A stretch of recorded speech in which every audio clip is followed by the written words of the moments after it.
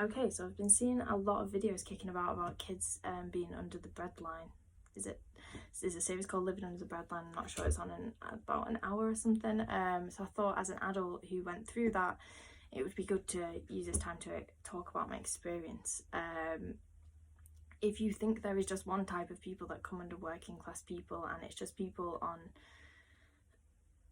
minimum wage but they're getting by, you know what I mean, and scraping by, if you think that you are one of the poorest working class people because you only have £10 left in your bank account at the end of the month, you are wrong. There's so many levels of being working class. There's so many strands is not the right word, but you know what I mean. There's so many levels of being working class. As a child, I was probably down near the bottom. I definitely wasn't the poorest, but I was down there.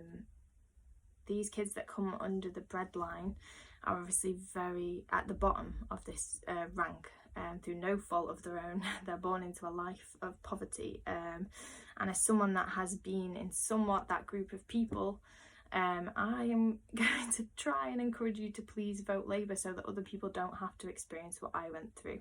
Now, by all means, I'm not saying that all of these kids or my experience means that all my childhood was crap. It just means that at the end of the day, you're kicking off your life negatively. You're starting off already behind everybody else. That finish line is so hard to get to when you've got the biggest fucking backpack on ever with all of this crap piled into it. You have to grow up so fast. I think, like, when I was younger, I used reading as a coping mechanism because it was my way out of everything, of all the nagging, of all the stress, of all the money situation. It was my way of just being like, I'm out of there. But no kid should have to find a coping mechanism to get out of their own life, and get out of the house and living situation that they're in, because it's that shit. But it doesn't just affect the money side of things. I will get into that. It affects everything in your life. There's no time for love in a household where your parents can't even afford to feed you, or there's so much debt piling up. There's no time for tucking your kids in at night. There's no time for I love yous or hugs. I don't remember any affection as a child. I can't even remember. I don't think that ever happened when I was a child. There was no time for reading stories at night because there was late night discussions about how the hell you're going to eat for the rest of the week. And you think these late night conversations are whispers, but all your kids know what's going on, because you grow up so fast. You do understand. I understand that I was in a place of poverty from a young age. Obviously you try and hide that when you're younger because it is a label that you don't want on yourself. You don't want to be that poor kid at school, and you don't want to have to deal with that title.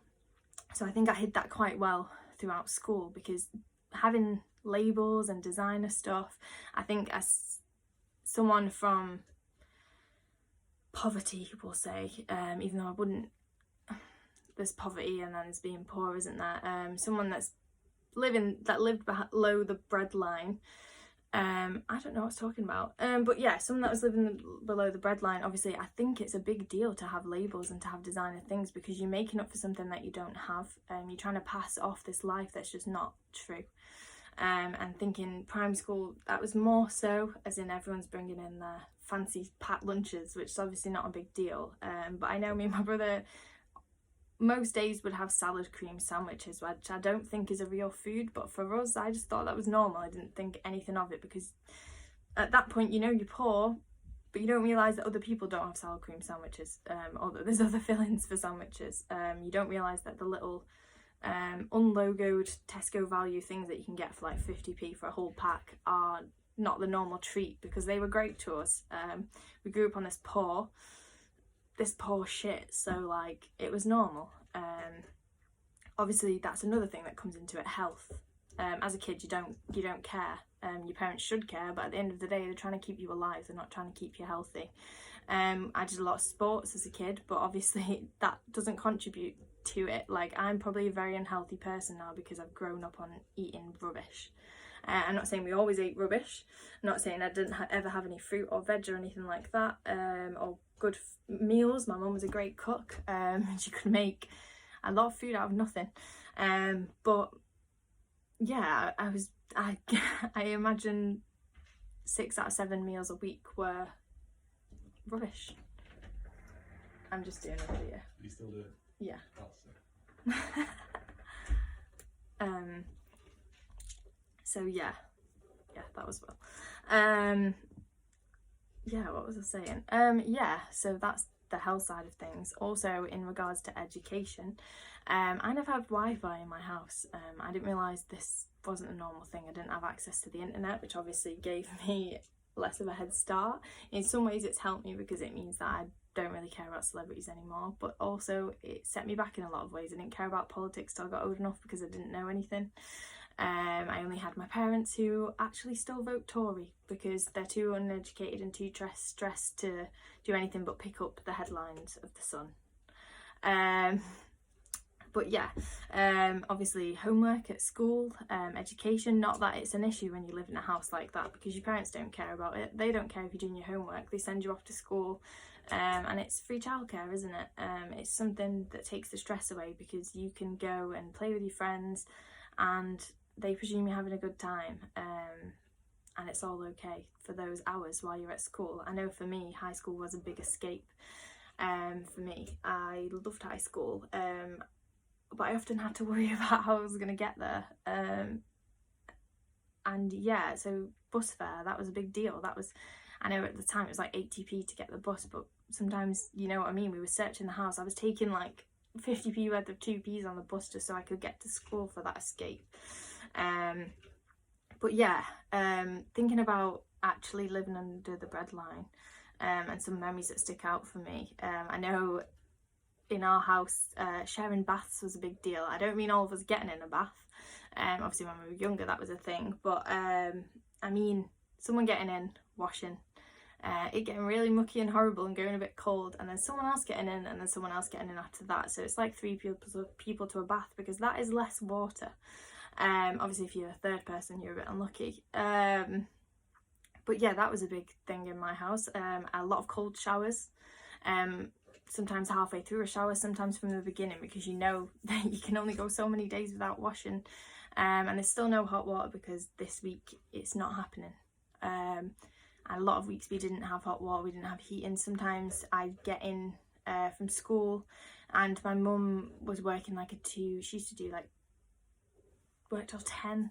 She worked as a care assistant, so she used to work till like 10 some nights, wouldn't get back till 11, and after I got in from school like 4, I would have no electricity or heating in the house from that time until my mum got home. At that point she'd bring the electric key back, and then we'd have electric. But that was a regular occurrence in my house. I think probably a few nights a week I wouldn't have electric for a lot of hours, and obviously sitting in a house when you've got nothing there, yeah, that's a bit crap. So yeah, there was that. But yeah, heating, my house was always really cold. And a lot of nights I went to sleep in coats, but that didn't seem like a big deal to me. I know when it got really cold in winter, my actual inside of my bedroom, because my window was a bit fucked, had icicles on it. But again, that didn't seem like a big deal. There was smoke coming out, you know, like your breath when you're cold. That was a regular thing in my house. I can't actually remember when it wasn't. Summer was great because it actually meant that the house was warm. So yeah, bring on summer for all of these kids. Yeah, that is part of it. I think as well a big one for me is bailiffs. I know when I was a kid, me and my brother used to hide from them. We'd make it into a game, but no kid should have to make that into a game. When I was 16, my grandparents had saved up money from when I was born, and I actually had to use that money, which is supposed to go for driving lessons, to pay off a bailiff for my mum. A big memory for me was when my little brother actually had an argument with one, and I think he was 13 at this time, because they were trying to say that there was nothing in our house that was worth taking. so they couldn't take anything, so my mum had to find a way to get this money. Obviously when you've begged, borrowed and stealed your whole life, there's stolen your whole life, there's not a lot of people you can turn to in a time like that. So he had a big argument. I think he got kicked out of our own living room. He was 13. No kid should have to deal with that.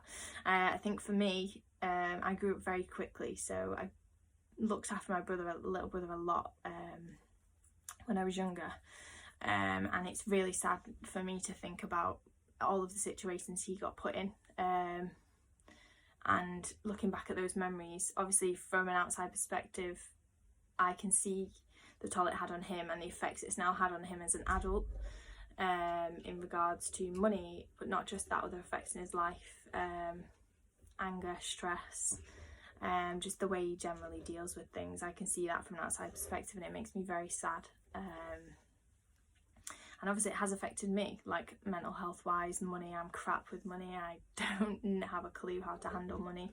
I spend money like it's this because I'm making up for lost time. It stresses me out, so I just ignore it.